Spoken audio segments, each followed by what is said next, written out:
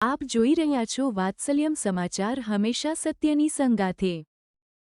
આજે મોરબીમાં એક ડિમોલેશનની કાર્યવાહી કરવામાં આવી છે। કઈ જગ્યા ઉપર ડિમોલેશન હતું, ક્યાંથી પોલીસ બંદોબસ્ત કેટલો હતો અને આખી કામગીરી દરમિયાન કંઈક જે અણબનાવ બન્યા એ કયા વિસ્તારમાં બન્યા અને આપણે શું કાર્યવાહી કરી?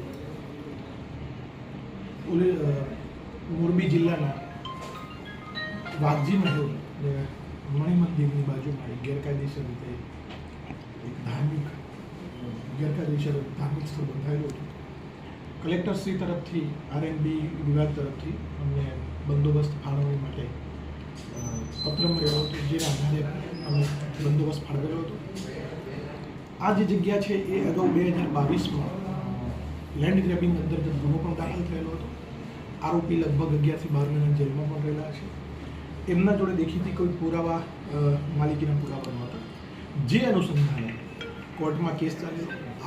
મૂળ આરોપી જે હતો એ તો ગુજરી ગયા, પણ કેસ નામદાર કોર્ટે એબેટ કરી અને જે જમીન છે એ પરત મેળવવા માટે એક્સીએન આરએનબીને હુકમ કરેલો, જે અનુસંધાનમાં આ મેટર હાઈકોર્ટમાં પણ ગયેલું અને હાઈકોર્ટમાં પણ એ લોકો કોઈ પુરાવા રજૂ કરી શક્યા નથી। તો આરએનબી તરફથી એમને બંદોબસ્તની માંગણી કરવામાં આવેલી, બંદોબસ્ત ફાળવણી કરવામાં આવેલી છે।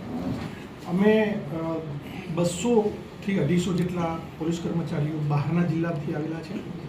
5 ડીવાયએસપી બહારથી એમને બંદોબસ્તમાં મળેલા છે, પ્લસ 3 ડીવાયએસપી મારા અહીંના, અને અહીંના લોકલ 550 જેટલા પોલીસ કર્મચારીઓ અત્યારે બંદોબસ્તમાં છે, જે આખી રાત પણ બંદોબસ્ત કરશે। મોરબીની પ્રજાને મારી એક નમ્ર અપીલ એ પણ છે કે આજે કોઈ ખોટી દોરવણી કે કોઈ ખોટા ઉશ્કેરણી કે કોઈ અફવાઓથી દૂર રહેવું। કોઈ પણ પરિસ્થિતિને પહોંચી વળવા પોલીસ સક્ષમ છે। કોઈ પણ પરિસ્થિતિ ઊભી થાય તો police control room, SP, DYSP કે પોલીસ ઇન્સ્પેક્ટરશ્રીના મોબાઈલ નંબર પર કોન્ટેક્ટ કરવા વિનંતી છે, અને અન્યને પણ લોકોમાં સૌહાર્દ જળવાઈ રહે એવી પણ મારી વિનંતી છે। અને નાના મોટા બનાવો બનેલા છે, જેમાં એ ડિવિઝન પોલીસ સ્ટેશને ઘણા બધા લોકો ભેગા થયેલા હતા, જે લોકો એ થોડી તોડફોડ કરેલી છે, એ અમે આગળ આ કાયદેસરની કાર્યવાહી કરીશું।